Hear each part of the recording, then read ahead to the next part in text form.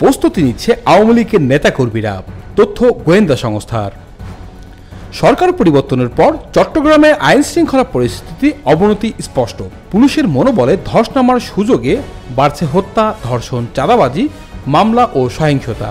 এরই মধ্যে গোয়েন্দা সংস্থার হাতে এসেছে তথ্য। পতিত আওয়ামী লীগ নেতাকর্মীরা গোপনে দলবদ্ধভাবে ঢাকামুখী হচ্ছেন।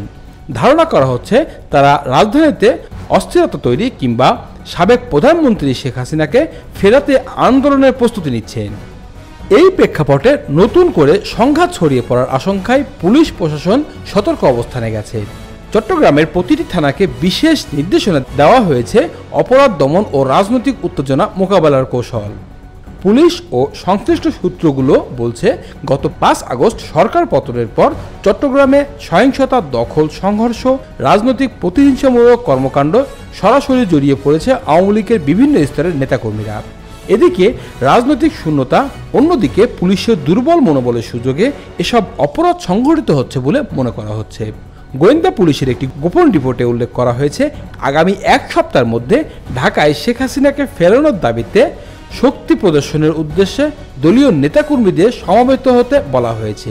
এ তথ্য ছড়িয়ে পড়েছে সামাজিক যোগাযোগ মাধ্যমে, যা সাধারণ মানুষের মধ্যে উদ্বেগ তৈরি করেছে।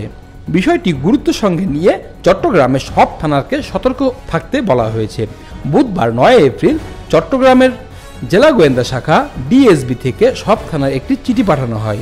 এতে অস্থির পরিস্থিতি মোকাবেলায় পুলিশ সদস্যদের জন্য 8 দফা নির্দেশনা দেওয়া হয়, যার মধ্যে রয়েছে সন্দেহজনক গতিবিধি পর্যবেক্ষণ, যাদের নামে মামলা আছে তাদের মোবাইল ট্র্যাকিংয়ের মাধ্যমে অবস্থান শনাক্ত করা ও গ্রেপ্তার করা, গুরুত্বপূর্ণ স্থাপনায় চেকপোস্ট বসানো, নৌঘাট, রেল স্টেশন ও বাস স্ট্যান্ডের নজরদারি বাড়ানো, বিএনপি ও জামাতপন্থী স্থানীয় নেতাদের সহায়তায় ঢাকামুখী যাত্রা প্রতিহত করা, সামাজিক যোগাযোগ মাধ্যমে নজরদারি করে উস্কানিদাতাদের শনাক্ত করা, অর্থদাতাদের বিরুদ্ধে ব্যবস্থা নেওয়া, ভাড়ায় চালিত গাড়ি ও স্ট্যান্ডের উপর নজর রাখা।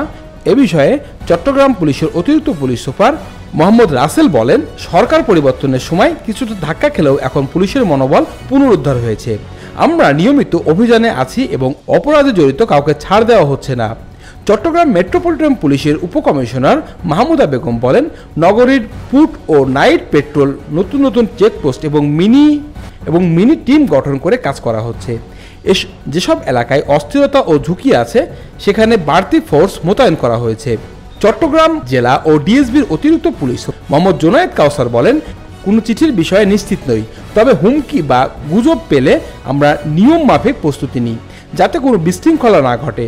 পুলিশ সবসময় সচেতন ও সতর্ক রয়েছে।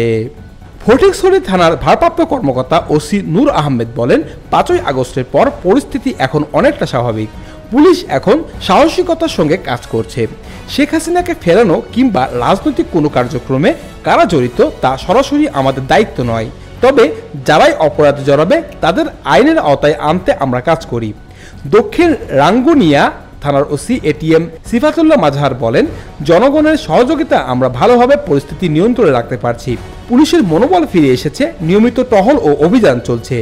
যেসব দিক থেকে অস্থিরতা সৃষ্টি হতে পারে সেসব মাথায় রেখে আমরা নির্দেশনা মেনে কাজ করছি।